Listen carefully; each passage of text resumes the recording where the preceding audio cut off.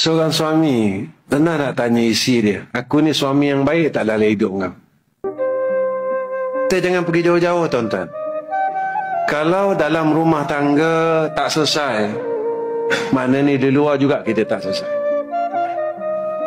Bila kita tak selesai, tuan-tuan, bermakna kita tak boleh masuk syurga tanpa melalui neraka. Seorang maula Nabi ditanya oleh sahabat kepada khadam Nabi kita Muhammad sallallahu alaihi wasallam, selama engkau jadi khadam kepada Rasulullah di Madinah, kau pernah tak dengar Rasulullah tinggikan suara pada isteri dan anak perempuannya? Dia kata tak pernah. Nak tunjuk kata baiknya Nabi sallallahu alaihi wasallam pada isteri dan anak dia. Ada ni masalah dia. Jangan tanya dulu dengan adik-beradik. Jangan tanya dengan jiran-jiran, tuan-tuan.